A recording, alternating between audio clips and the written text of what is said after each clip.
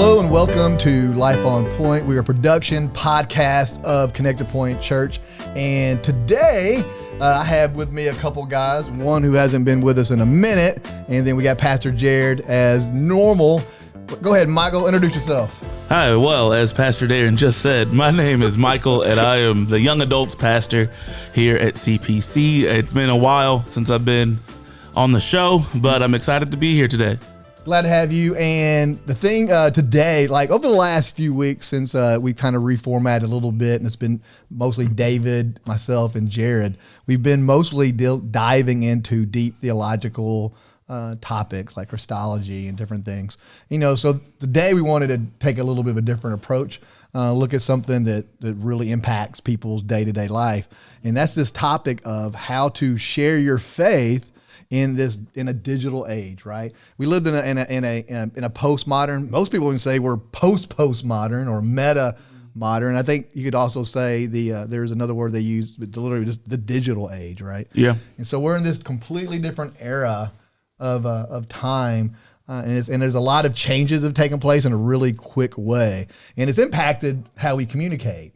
And literally across the board, whether you're talking about how we sell, market, or how we communicate church, the gospel, how all of human race now communicate in a completely different way than they used to. For decades, if not centuries, we were dependent on, like, for information, it was passed down. You know, your fathers or your grandfather or just you're somebody who has been through those life experiences before would show you something and would explain things to you. But we don't need those anymore. We have the internet, and it's this digital age, and it's presented all kinds of quandaries, specifically for the church.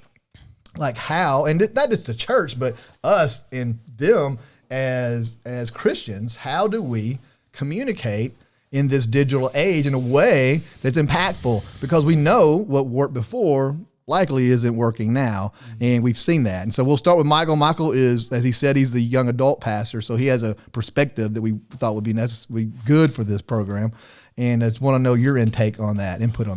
Yeah, man, I know that there are a lot of negative things we could all say about social media, right? Obviously, there are some problematic things that it has done for our society, but I also think that there are necessities to it that make it a advantageous tool to use for us who are trying to get the word of God out there. Exactly. Part of that has to do with, especially when you look at the younger generation and me being the young adults pastor, attention spans are getting shorter. And so a lot of long form content is becoming less popular, or at least I guess I should say short form content is just, it needs to be more accessible, because that's what people are going to look for first. When they are looking for an answer to something, they want that answer as quickly as possible.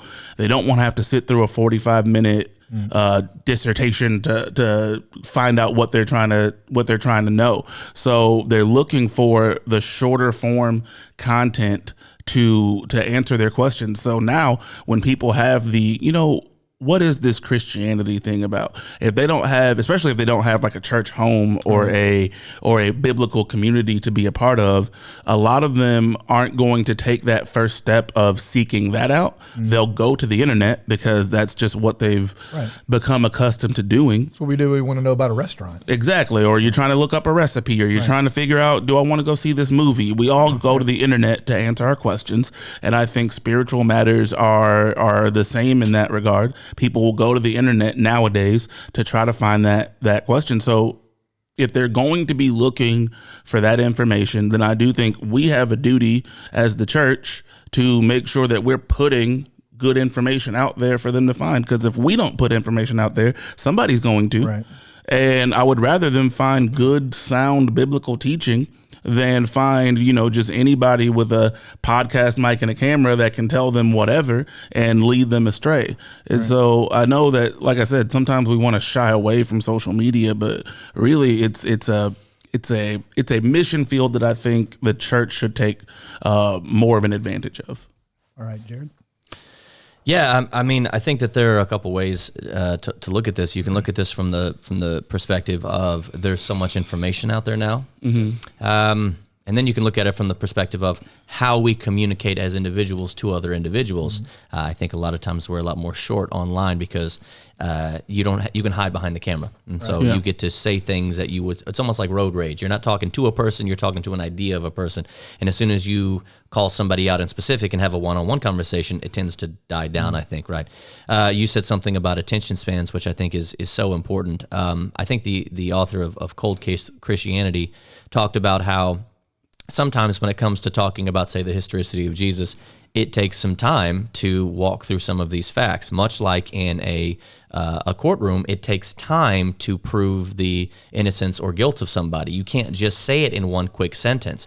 And the attention spans today, people are falling to these one-liner sound bites, and that's their theology, and they don't have time or the interest to dive deep. If you dive deep into something, it's almost like a sign of, well, if you can't say it very briefly to me, then you probably, there's something wrong. I had a friend once tell me, he asked me, he said, tell me what you believe, but try to make, he said this, he says, tell me what you believe, but try to say it in one sentence, and I'll fill out the rest. And it's like, if you care about this information, you've got to slow down, take some time, and dive into it, because you can't just summarize it all at once. And unfortunately, that's what people digest. And I think that's why some people on the other side are being victorious, because people are treating sound bites as if they are arguments or reasons to think something. And so adapting to that, I think, is difficult for the church, but it is important for us to keep in mind. Yeah, I think we, and just to kind of piggyback off that real quick, I think that we have to find a balance of, we need to put the information out there, but we need to do it in a way that lets the viewer know, hey, there's more to this, and you likely need to come here so that we can help you figure that out. Like, even if you look at the social media that we use for young adults, we do a lot of things on social media that promote just kind of the community that is being built there, because we know that young adults struggle in that area, and they're looking for connection. They're looking for people that they can kind of come alongside and be friends. But this generation struggles a lot with making friends and putting themselves out there. And so the information that we're putting out there is, hey, this is a place that is safe. This is a place that you can come and experience acceptance. And that is designed to kind of pique their interest, to help them want to come and figure out more about this. Okay, why do I need this community? Why do I need to believe in what these people believe in? What does that mean for me? So we have to utilize social media in a way that gets a point across, but also opens a door for that deeper dive that people are missing. Yeah, and to piggyback off of your piggyback, just to make sure that Darren doesn't get a chance to talk. Yeah, that's actually, this is by design. This will be fun, and we got this down pat. So I was just going to say that I think you nailed it. That I think the response from from Christians that we don't ask questions like that, you're not allowed to ask questions, that worked a little bit better before the internet. Yep. They're going to ask the questions now. So we need to make sure we're prepared to answer these questions, because if we don't, they're going to go elsewhere. And so they're going to get the wrong answers. Yeah. I know we've kind of danced around a little bit, but let's look at the subject. This conversation we're having now is mostly for church and for a Christian now. Some of the things we've talked about before were to help and could be targeted towards people who didn't necessarily know Christ, right? But this one is pretty much geared towards helping the church and helping people of the church how to communicate.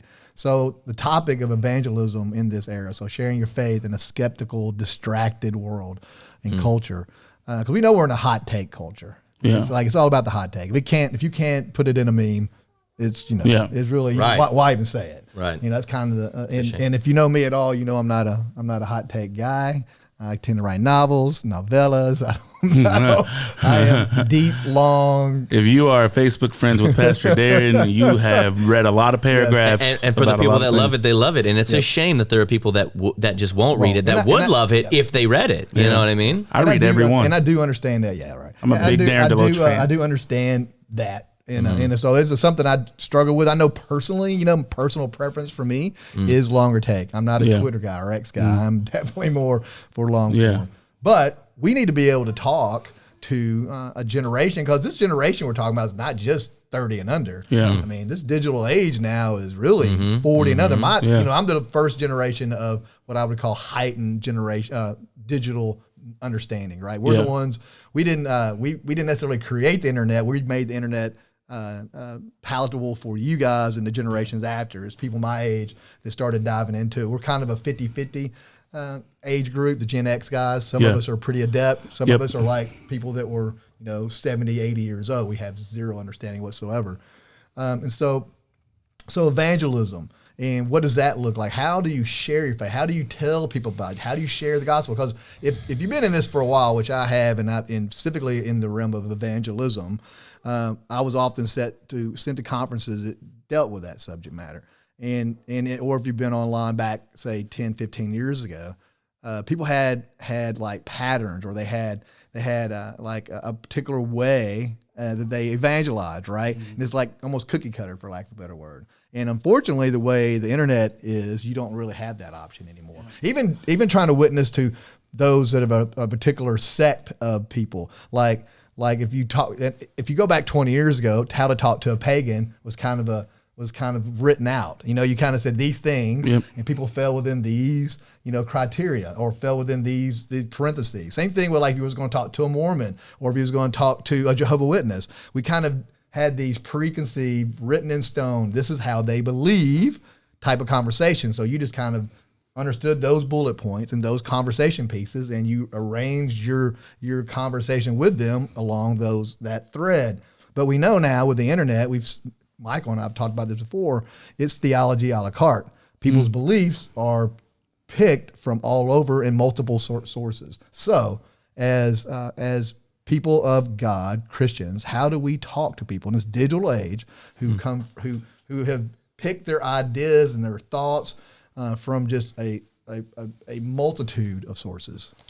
I think that, first of all, obviously you've got to make sure that you're coming from a biblical foundation and a biblical worldview yourself. But as far as relating that to a generation, I think it has to in some way reflect the culture of the day. And by that, I mean, not like the sinful nature of the world, but like what is the language that is being spoken today?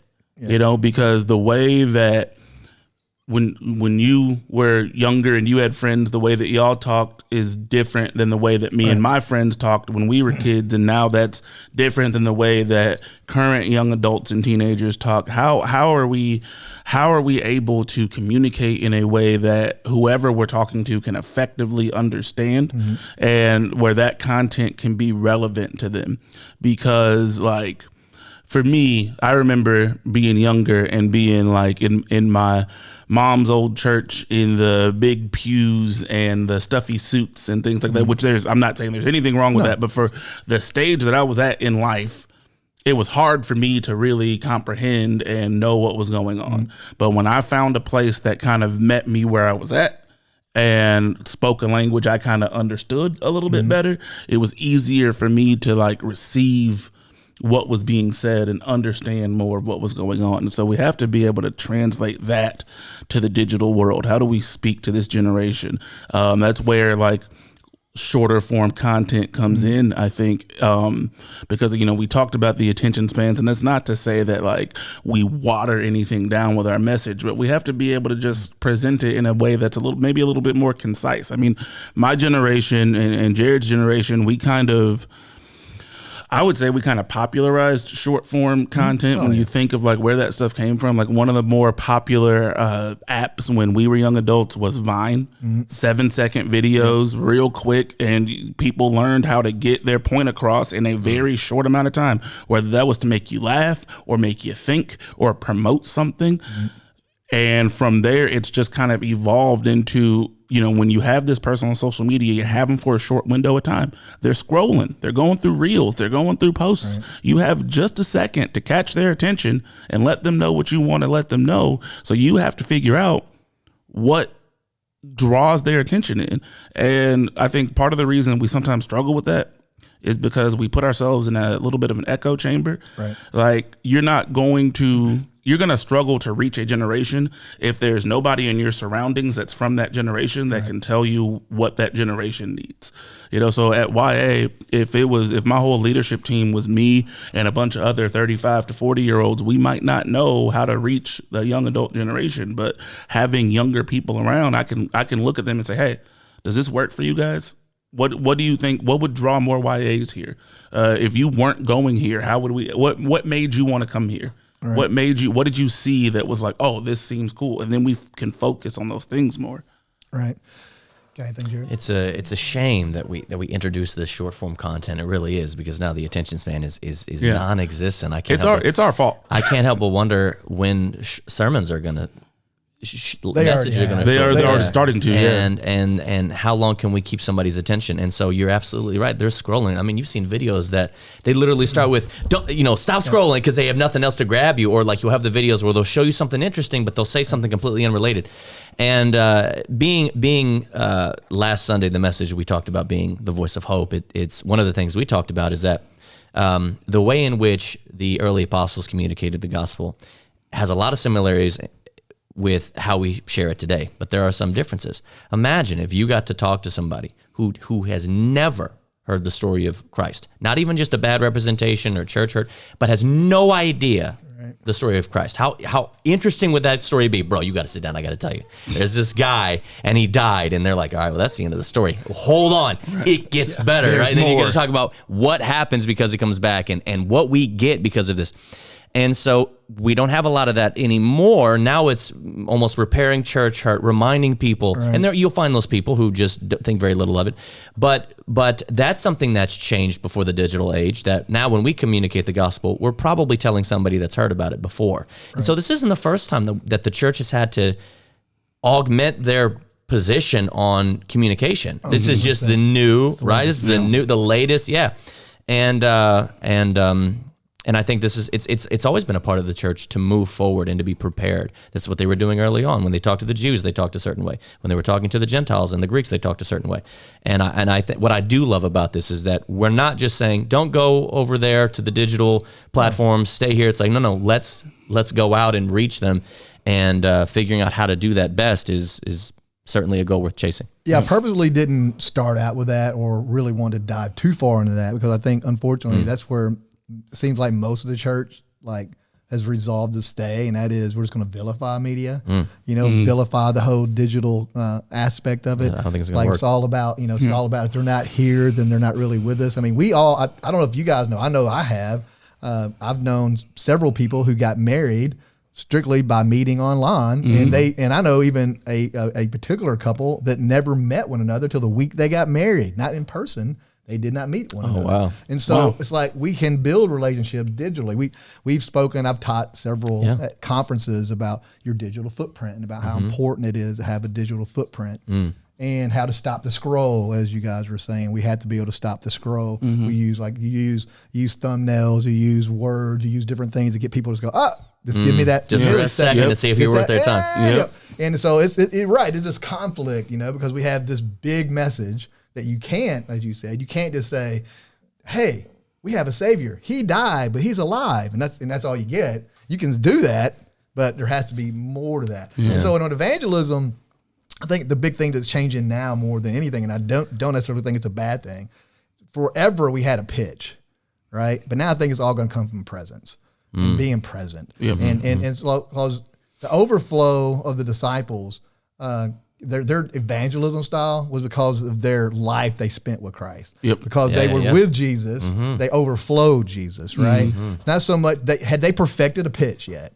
No, I think we're all looking for a pitch because I think pitches or salesman marketing is simple, where we actually need to express that overflow of who Christ is in our life, right? And if you had to and have those natural conversations, so if you had to talk to somebody out there who is trying to be a witness for Christ online, on Facebook, on Instagram, on TikTok, wherever they can be. Is TikTok legal still? I have no idea. I don't know. I think this week it's okay. It comes at the moment. I think it's So wherever you like to hang out socially online, how can they become somebody who can communicate Christ in this idea that we're not trying to sell something? right? That we're just trying to you're just trying to live your life with Christ, be so intimate with Jesus that everywhere you go, including the digital world, that it just kind of seeps from you. I love what you said about where this stems from. I mean, it's like Acts chapter 4, verse 20, when Peter says, as for us, we cannot stop talking about what we have seen and what we have heard. It comes from this idea that they have lived it. And so if we don't get that down, we're not going to have any motivation, whatever we end up doing online. And I wonder if, much like how we try to keep up with the culture at CPC, I wonder how much, and I'm just, when you say, within the context of being online, talking to people online, I must confess, I'm willing to learn in this category. I'm not sure, but I wonder how much of it, how much it would help if you say maybe you try to make a short video and you started not so heavily religious. It would almost seem initially like maybe not a secular video, but ambiguous. It wasn't very clear. And then towards the end, you're taking them through a story that has some theological weight to it. Because I wonder if people dismiss very quickly religious videos because they're like, that doesn't apply to me. That's not, get this out of why is this on my feed, you know? And not to sell it to them, but to break through their world. But that's all I got, Michael. I'm passing to you. But to take it a step further, so we not only do we talk to people that are of this digital age and who are more comfortable digitally online, but we also talk to these same people when we cross paths in the public sector. So whether you're at the store, the gas station, wherever. And so you're also talking to these same individuals face to face periodically. And it's really hard for a generation that has become more and more insulated and separated from, and it's where the whole idea of, this is my spear, don't get too close to it. Yeah. When it's really hard, because we know every time in Jesus's case, whenever he ministered to everybody, that was the thing with the leper. The leper wasn't the fact that Jesus said, hey, I recognize you. That was a big step, all right? That broke the ice. But man, when he did that, when he touched him. Yeah. So we're being asked to stay away, but at the same time, how do you make real impact when you can't touch people? Okay. You want me to try? No, I we prepare, but we don't put all this. Yeah, it's not. I think from a practical standpoint, which is where I always try to come from. 100%. One of the things that ails us in this situation is that people have a tendency to overthink the how. Yep. When I think of social media and how we share Christ, I always try, even with our young adults, I try to be very practical and give them kind of real world examples of things. And in this moment, I'm thinking of we're talking about how do we tell people about Jesus on social media? Well, how do we tell people about anything on social media? Right. Because if you scroll through my social media, for example, I have a wife that I love to death. That I have a job. I work at a church. Everything that we share typically is something that means something to us. It's what does this thing mean to me in my life? Why do I want to share this moment with you? It's something that brings me joy, or it's something that made me laugh, or it's something that enriched my life in some way. And I feel like our relationship with Jesus, if we have a relationship with Jesus and it's a true relationship with him, that's going to begin to permeate our lives in a way that sharing him will become natural to us. And so when you talk about how do we make this content? How do we do this? How do we make this connection? Well, are you making the connection in your own life? Are you keeping up with your spiritual disciplines? Are you being intentional in your time with God? Are you spending quiet time with him? Are you reading your Bible? Are you praying? Because if you're deepening and strengthening that connection that you have with him, then that overflow, I believe, is a natural process. Right. And when you start to share things, when you start to talk about things, whatever matters to you is going to become a natural thing you share in your life. When you really, really love a restaurant, you go there and it's awesome. The first thing you do when you see your friends, or you see people, you see coworkers, dude, you got to go check out this place. I went there and it was incredible. So a lot of times, I think when we talk about sharing your faith on the internet, people think that you have to sit down and have a 3-point message that you got to get through in 30 seconds. When it's really, hey guys, man, look at what Jesus has been doing. Just in my life or just in my family's life, where I look around and I'm so blessed to be a part of this church family that I'm in. Like when we see people who are experiencing something that seems genuinely awesome, we want to be a part of that. We want to see that. We want to go experience that. I think about, follow me as I follow Christ. Yeah. It's like my job is to create that connection in myself and follow Christ to the best of my abilities. And if I'm doing that, it's going to be undeniable that I need to tell people about this. I think you guys talking about that same idea of where that why comes from. And I think that one of the things that we can remember is that there are a lot more of us today than there were early on. And so maybe if you're not reaching 100 people in a year, it is what it is. Maybe for you, it's better if you want to start making relationships with people and over time talking to them about the gospel, whether it be online or in person. And if you're the kind of person who perhaps wants to increase their voice of hope out in public, treat it like the way you're treating it, the way you're talking about it. Like, look, hey, listen, I'm just in a good mood today. I don't know if you're looking for a church, but I've been going to a connection point and I have a good time. Or maybe it's just if you visit a regular store, if you visit a store regularly, asking that person, hey, how's your day going? And if they give you anything, it's okay. Then just say, hey, listen, I don't mean to be forthcoming, but is there anything I can pray for you this week? And then remember what they said, go back the next week and ask, hey, how was your nephew Joey? Yeah. And that might just be enough. And look at it from the perspective of, I'm just trying to help. One of the things, I'll say this and I'll shush. One of the things when I was in sales, which I did not love, that they taught us is that don't sell to somebody who doesn't want the thing. If you look at it as a service, I've got this awesome thing for you. If you're interested, great, I'll tell you about it. If not, it is what it is. And not looking at it from that exact perspective, but from the perspective of, I'm just trying to love on you. I think this is great. And letting go of control in regards to, will they accept it? Will it make them angry?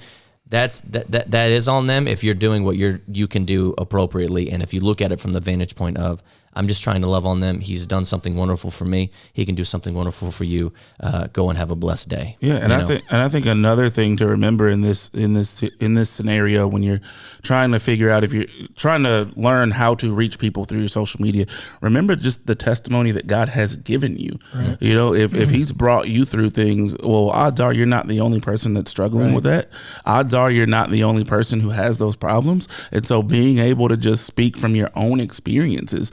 Like I've, in my life, I've dealt with a lot of like depression and anxiety and things. So even sometimes when I kind of feel those things coming on and I, go get alone with God and kind of get everything straightened out, I'll think, maybe I need to share some of this, and I'll get online and I'll just share a scripture and I'll be like, hey, this is something that really spoke to my heart, man. And if you're somebody who's dealt with depression and anxiety, here's Jesus, and He's who helped me walk through this and get through these things. And sometimes I still have bad days. Sometimes it's still tough, but I know it's a lot easier with Him than without Him. Right. And sometimes it can be something just as simple as that. I know that I have struggled in this area, and I know that Jesus has made me stronger here. So you know what?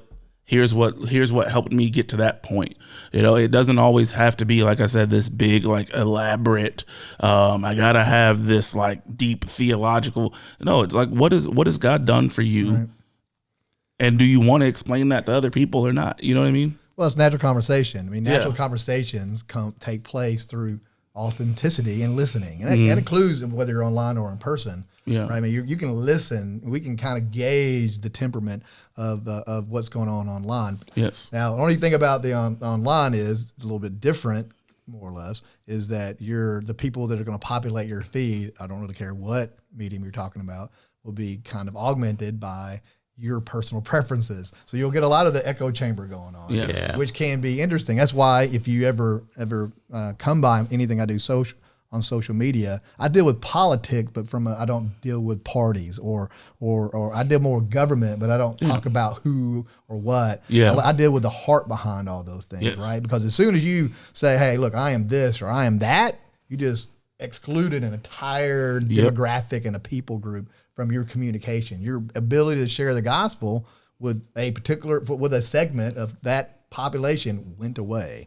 And I think we lose that, on social media. I think we lose perspective sometimes. We think we get to say something without recourse. And even if you say it digitally, in fact, it's probably even more so than ever. Whatever you say digitally is going to be with you forever. Yeah. You get a way more away with it in person than you will be able to do. Isn't that a shame? It is. You know what? You know what? That is an incredible point, because I think part of the reason people will shy away from social media and things like that, the internet, is because it is still relatively new, and a lot of people think that us tapping into that is us somehow changing how the gospel should be presented. Right. And a lot of people feel like, nothing needs to change. The Bible is the Bible, right, and stuff like that. Or they feel like I should be able to say what I want, how I want to say it, as long as it's the truth. Mm-hmm. And I get where that thinking comes from. Yep. But if we stop and back up for a second, first of all, no one is saying, and I hope that in the course of this podcast, no one is thinking that we are saying that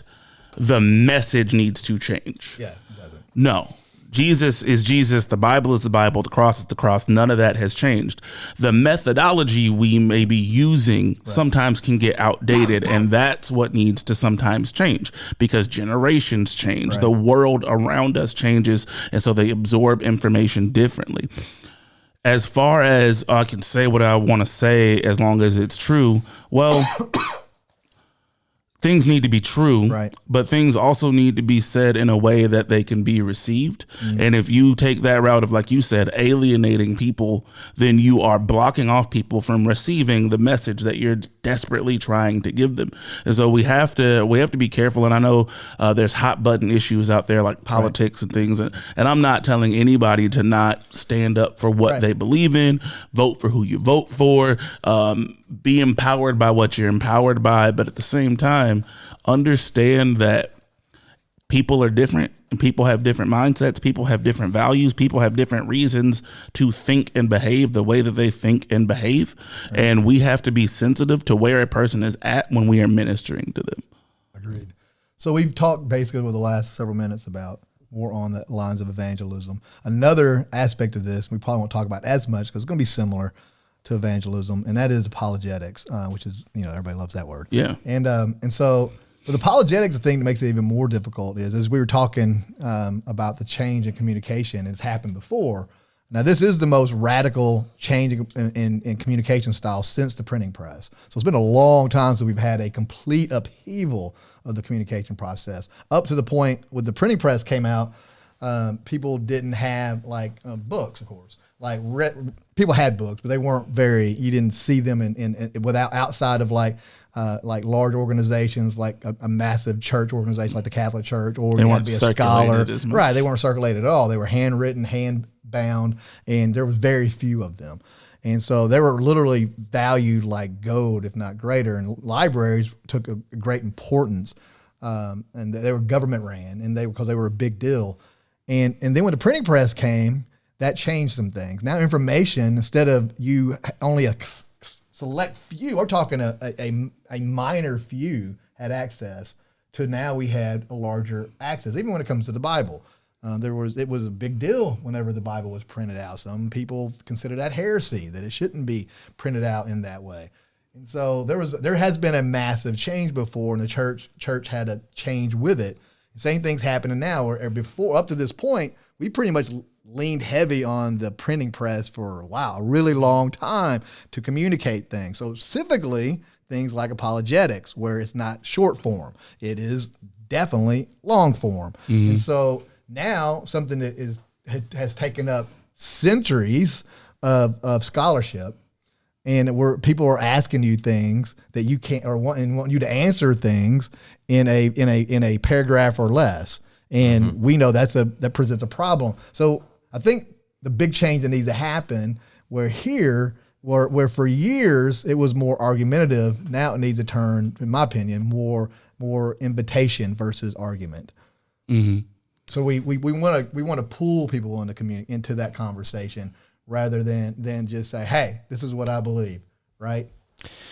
I think it might go back to something that you said earlier about how we need to make sure that when we're offering Christianity, it's meeting some kind of need, whether that is to answer a question, whether that is to meet an emotional need. For the individual who needs to have an emotional need met, apologetics might be unwise. But I do think there are people out there that have questions that can't get peace about Christianity until they hear those questions answered. We've told them to go away, so they go to the internet, they find something else, they find a different belief, they go, there is more misinformation than there has ever been, but there's also a lot of that might be debatable. There's a lot of misinformation. There's also a lot of good information out there, and we have access, like you were saying, to some information from some great thinkers throughout history.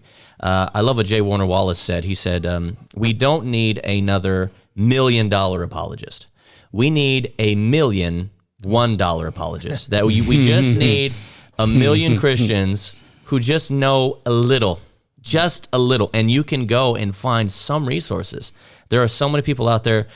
Christian apologetics, I think, is taken off on YouTube, respectively. I mean, not compared to music videos or things like that, but there's some people that have some really good following. Yeah. They're starting to intermingle with one another. They're having each other on podcasts, and they're inviting people online that the secular world will know. Neil deGrasse Tyson has had conversations with somebody. Like, it's starting to get to where people are starting to know some of these people, and we can get a little bit more information. That way we have just enough to sound intelligent, because fortunately or unfortunately, the gospel will always be heard against some kind of cultural backdrop. Always. And what we don't want to do is we don't want to lose the intellectual battle so much to where Christianity isn't even an option for the thinking American.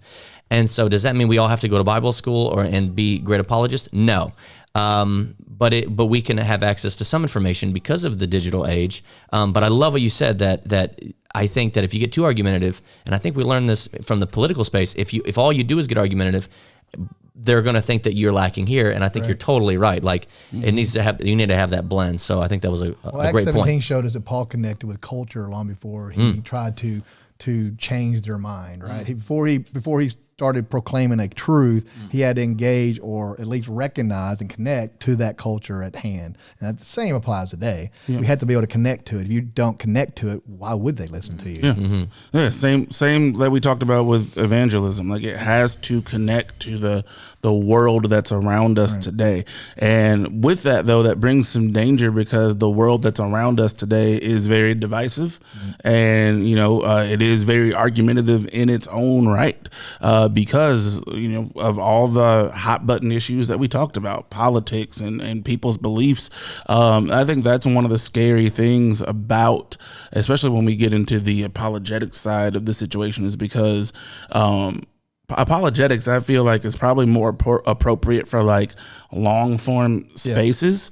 But even then, people can clip little portions of anything and take something out of context and make you sound insane, even though like what you said or did was biblical and in line or whatever. I mean, there are people out there who their theology may be questionable, things like that. But I'm saying, like, somebody could take anything from here, of course, and just do whatever they want with it, and the internet will only see that 10 seconds and be like, "Oh, that person's insane," And so, or they might talk about Spider-Man, or maybe maybe you have a moment where you reference a 2002 Tobey Maguire film, and it goes a little bit viral. Thankfully, it was good. It was good, but even that moment like showed me, I was like, wow, this thing has a reach that's like more than I ever really thought. And I think that's part of why some people are a little discouraged on how to do this, how to use this space, and maybe a little nervous to do so, because you don't want to become that guy. You don't want to become that girl. You don't want to be a meme. You don't want to be a hashtag. You know what I mean? It's like there's so many risks involved with putting yourself out there, and you never know who's gonna. There's whole pages on social media, whole accounts dedicated to look at this foolish thing this pastor said, or this foolish thing this church did, or this weird thing this Christian did. And then you read the comments and they're just tearing this person to shreds with little to no context of what happened. Right. Got anything? Yes. and I think I've lost it. But when you talked about how you can take these short bits and run with it and go in a wrong direction, absolutely.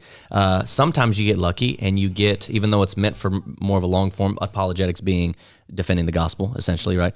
And every now and then we'll get lucky, and we'll see an interesting, fun short making the rounds. I remember watching a video where a Christian and an atheist were having a debate in a school. And an atheist student stands up and he says to the Christian, he says, you can't prove the non-existence of a thing. And he was trying to use this to say he should be an atheist. And he said, of course we can. We can prove that there's no Tyrannosaurus Rex on the face of the earth. We can prove that there's no planet between Mars and Earth. And then he goes on, he says, but even if you couldn't prove the non-existence of a thing, then you shouldn't be an atheist, because you are asserting something that you admit that you can't prove. And that is short enough to make Christians go, I feel a little bit better. You know, I've got some pep in my step today. And so, but you're right. It's risky. And sometimes we get into waters that we're not prepared to get into. Right. And so, it's a balance. And so I wonder if this is one of those things that, just as God gives gifts and has callings for certain people, some people are called to this a little bit more than others. Some people have a gift to walk through Ace Hardware store and say, do you know Jesus? No? Okay, do you know Jesus? I don't think that's my gift, you know? And again, because the algorithm builds a audience around you based off similarity. So it'll be people where you're from. It'll be people of the same demographic, age-wise. It'll be people with the same interests. So if you follow something, people that'll also populate people that will see your. And as a person who deals with the digital world, we understand how important all of this is, because we know that there is an entire world. We're called, to spread the gospel, to be ambassadors of Christ, and we're to go into our world, where our world is wherever they are, right? And where are they? They're online. It's like we can't escape the idea that we can just say, forget that whole world, and let's just do what we do. And it'd be great if we could just everything. And there may be people called to that, where they're literally non-digital, and their entire scope as a Christian and as a church is just the immediacy of their area.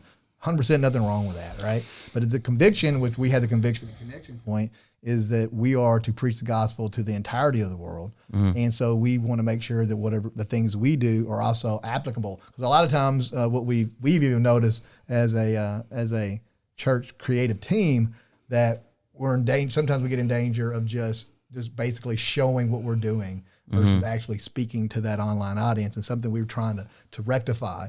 So we actually look at them and make it more personal for them, and we're starting and invite them into the conversation versus, hey, look at us, this is what we're doing, right? And so it's a very fine line. I think COVID had a big impact on a lot of this. So churches all over the place started throwing cameras in their worship centers and just showing what they were doing. Even in the older churches, right? Even help me, like classical, like Eastern Orthodox, more traditional. Traditional is the word I'm looking for. Even those. And so it was, but in the end, it may have hurt more than it helped, right? Yeah, because maybe it wasn't their space. I'm not telling them it's not at all their space, because what they need to realize is who is their audience, right? What pond are you fishing in, right? Because it doesn't do us any good to be in waters that are full of pike, and we're trying to catch swordfish. It does. You're not going to catch any. In the northern waters of Minnesota, you're not going to catch a great white shark. You can fish for it all day. Thank goodness. So you can fish for them all day. Bait for them. No, you can know everything there is to know about catching a great white shark. Yeah. But if you're fishing in the northern lakes of Minnesota, you'll catch none. That's a good. That's a good question. Now that leads me. I want to kind of flip the script, and I apologize, no pun intended, because I want to ask you a question, because I'm curious. That's weird, because I have a question for you too. Okay, so because you had a great point about how you start to have the algorithm sends you videos that are your interest, and so do you think that the digital world is more directed to empowering Christians rather than answering the questions of the lost naturally? Like, do you think more Christians are going to see it rather than non-Christians because you know what I'm saying? How do you think we break through that, or is that just a part of the difficulty? Is that just a part of the difficulty? But it also kind of depends on the individual itself. As far as a church Facebook page or Instagram page, it's going to be pretty limited to people who follow churches. All right, but when it comes to your individual, like I came from a background where not everybody was a Christian, right? So part of my audience is still non-believing. So when I communicate things, I am talking, and I know I'm talking to both audiences. Sometimes I do focus strictly on the church, because and most of the writings I make toward the church or church people is a warning, right? Hey, look, this is where you're kind of, hey, be careful what you're saying, be careful what you're showing, be careful what you're doing. Understand that what you say carries weight. And or if it's a broader subject where it kind of, in a lot of self-reflection. So I'm trying to be very open and communicate my flaws quite a bit, actually. And talk about the battles I have in the middle of the night whenever the enemy comes to me and tells me how worthless and pitiful and pathetic and how I don't deserve to be doing any of this. I communicate those things because I think that's real. I think it's real for people who are believers and non-believers. I think most of us deal with things that come at us in times of weakness when we're tired. And so communicate that. Yeah. Like, be real. If you're comfortable being real, be as real as you can be, right? Without, you don't have to expose all your warts, but you know, you can be as open as you want to be. And I think that draws people. I think the big struggle the church has is we don't like to expose ourselves at all. To like we just show you what we do on Sunday mornings, and what you see is you see worship, you see 3 songs, you see a dude come up and welcome you, and you see a 35 to 40 minute message, and then somebody closes it, and that's pretty much across the board, cookie cut, stamp, go. Now I get it works, it's effective, but that's what we show the world, right? We don't show them the fact that this is a 24/7 thing. Life is for pastors, for non-pastors, for people that walk this out. It is a 24/7, 7 days a week thing. And we need to understand that. We need to communicate that this thing is more than Sunday mornings. I think most of you guys get that. You two both get that. That's why you were here. Yeah. But you said you had a question maybe. Yeah. So thinking back to, we were talking about a second ago, some of the risks involved with putting your faith and your beliefs and everything on social media. And you are a person, not only from a church standpoint, but even, as you alluded to with your personal social media, I have watched you walk through debate with individuals, and you've always handled it in a way that I find commendable and respectable. So I just wanted you, for the listener who may be feeling like, man, I want to share these things. I want to be more proactive in this, but what do I do if somebody has something to say? What would be your advice to that person on how to deal with pushback when you are sharing the gospel or going into apologetics on your social media? I think a lot of times, most of us, unfortunately, we get we put blinders on and forget where we came from. All right, forget that we had the same question, the same doubt, the same skepticism, and it's something I've talked about for years. Is we expect. The church has gotten lazy. Sorry, it's a little bit off subject. The church has gotten lazy, but impacts it. The church has gotten lazy over the decades, specifically over the last since the 50s, when the church was at its peak. Whenever the America, which gets me back to a point. There's just a recent study came out. Christianity as a movement, and if you would ask how many of you go to a weekly, monthly, or a religious, gathering, right? That number has been steadily declining for decades now, right? It just keeps dropping. Well, for the first time in a really long time, which is where some hope lies, is it's flatlined.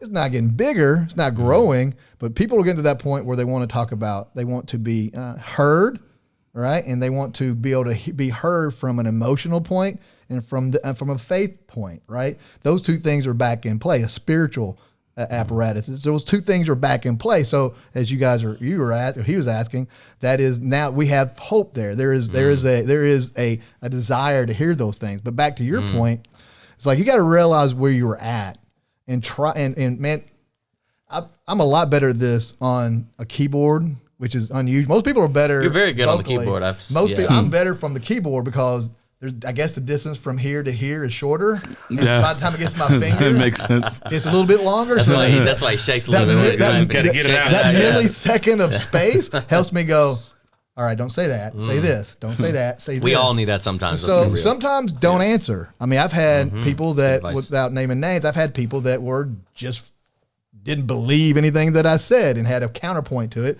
And I will answer, but then it'll get to a point where I go, all right, I'm not helping him. And this is just a back and forth, or her. And so I stop. I'm like, hey man, that's it. I'm out. I love you, but I'm just going to drop it right here. I'm just not going to do it. So man, I think I think here's the key more than anything, and we haven't talked about it, and I think the church needs to talk about it a little bit more. When Jesus was at the well, and we talk about the woman at the well, they talked apologetics, they talked church, they talked religion, they talked history, they talked culture, they talked it all in that very small amount of time. But whenever Jesus responded to her, but he peered into her heart, the Holy Spirit showed him something, right, about this woman. And all of a sudden, everything changes. And I think that's the secret, right? It's about allowing the Holy Spirit to form our words more than what we allow it right now. I think if that means we need to stay in the presence of Christ, right? Because that's what changes what comes out of your mouth. It's not going to change because all of a sudden I'm like, Father, Lord, please answer me right now. You know what I mean? Like, help me answer. Close your eyes and just let him type. Like if that's what you're hoping for, you've waited too long to get that, to be in the presence. Because again, it should be the overflow. And literally, I always try to read what I respond and how I respond from the viewpoint. I try to empathize with people. I think Jesus did that very well. He didn't just come to fix people's problems. He came to fill people's problems, right? And he felt all of our problems. That's what he took upon himself on the cross. Is he took all of our problems, all of our struggles, all of our emotions, all of that anxiety, and he took it with it. It was a point where he felt it all. And so he didn't just fix our problems. He did, but that wasn't his sole purpose here, right? He felt them as well. And so that's part of our job, is to feel where people are the best we can. And if there's a group of people that you're probably just not called to because I can't understand them, right? And it comes a point where you just got to realize, hey, look, I can't answer you, but I know somebody who can, right? So wisdom, wisdom is probably key here. Walk with the Lord, permeate Him. Be always prayerful, always look for those opportunities, communicate, to talk. There's nothing wrong. I want people to be online looking for opportunities to share the gospel, but with love, with grace and empathy, and to know that you don't have to have all the answers, but they want to hear real, authentic conversation and be invited in. When they are invited in, they're more apt to share their story, and if they share their story, 100%. then you can communicate Christ in that story to them. I know there wasn't a lot of space between your head and your mouth during that whole segment, but that was awesome. So I don't know how you did it, but that was pretty great. I love that, and I love the way you phrased it, and I think it is so true that when we're doing apologetics, it's just to remove the mental roadblocks. It's not in isolation enough. And I love what you ended with at the very end about like you invite people in. I may have shared this last time, I can't recall, but I remember when I was talking to a guy who was asking me questions about God allowing suffering, and before I tried to answer his question, I said, "Man, I know it is really difficult. It's difficult." And I just sat in it for a second, and immediately he goes, yeah, it is. And you could tell now he's no longer defensive. Now he's realizing we're just two people understanding that life is hard. And now we can figure this out together in a way, whether or not he ends up with Christ or not, or whatever. But that invitation that can lower their guard, listening to them, making them feel heard, I think is so good. So I just wanted to share that piece. No, that's good. So, and I to again piggyback off of Pastor Jared, I just, makes me think of, one of the things that I tell our young adults is to just kind of help remove some of that pressure that's there is don't feel like you have to have all the answers right now. They might be presenting you with a question right now, but if you need to take a second, pray about it, maybe go learn some more, find someone else that has like a little more knowledge than you in that area. Don't take it on yourself so much to just be like, oh, I have to answer right now. Yeah, that might be one of the best things you can say, because that builds trust. What about, why is this? You know what, man, I'm not sure. Let me pray about it and ask some people. Now the next time you go back to them, they're going to realize you're not just trying to win an argument.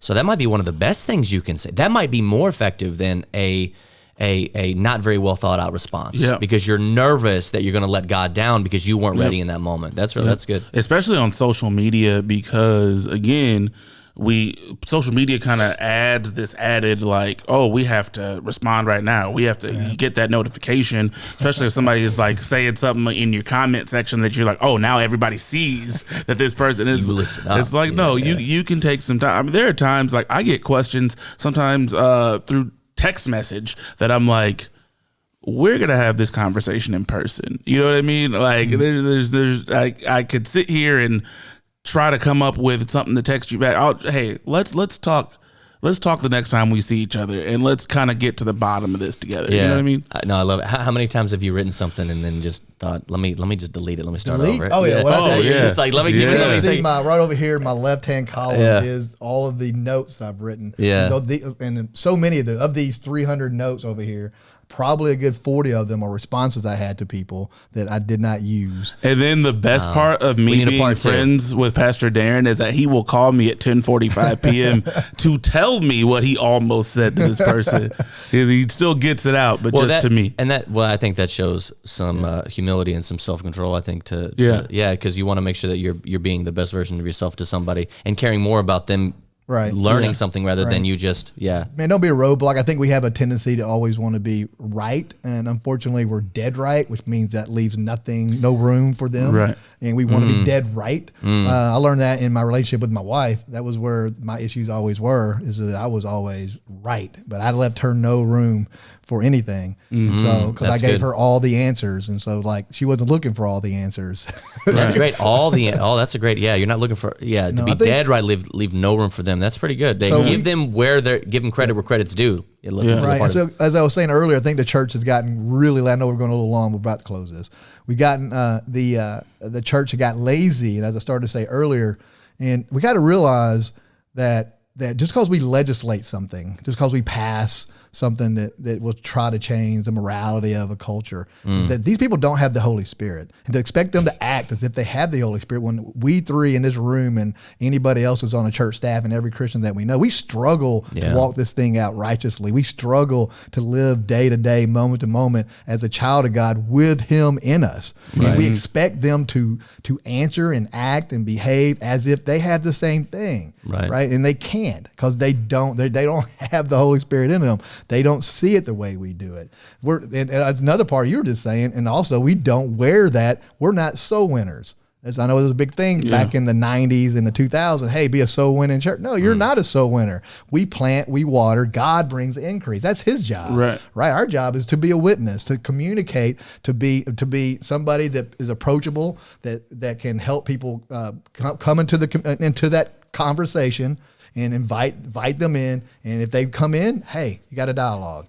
And that is your job. And I may tell somebody who is going through it about Christ, and I don't see anything happen. Then Jared comes along and he waters a little bit. And he don't know I've talked to this person. 3 years later, he's in a store and he said, hey, and he talks to them because the conversation starts, and he builds a little trust and he talks to them. Then here comes Michael 2 years later, and this person gives their life to Christ, and he comes to church and says, hey, I just want somebody to Christ at Look Walmart what I did. today. You and I are like, come on, bro. That's not what happened. And it's not, so I think we got empty water buckets over here. That's pressure on ourselves that we don't need to worry about. Point. So there's two things that we just got to realize, that they don't have the Holy Spirit in them. So they don't 100% get it like you do. And we struggle to get it. And number two is that there's a whole lot that's involved sometimes in somebody's come to Christ moment. Yeah. I had somebody ask me one time why I wasn't upset about a decision that had been made in the world.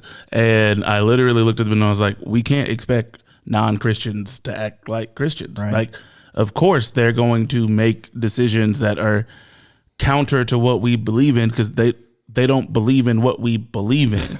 You know, like it just makes logical sense to me. So I understand where you're coming from, and I do think sometimes we get ourselves really worked up in those kinds of situations when it's like they are just doing what we kind of expect them to do in this moment, and it should be more of a cue that, okay, we need to start using whatever resources we have to open doors for them to experience Christ. Yeah, not get so defensive. Not look at it from a perspective of I have to win, as opposed to can I help? And like you said, we plant, we water, but we don't make it grow. That's God. And so for sure, that's a great point, and that frees you up, and that allows you to be more empathetic and feel for these people, because sometimes they're asking questions and people want to know answers.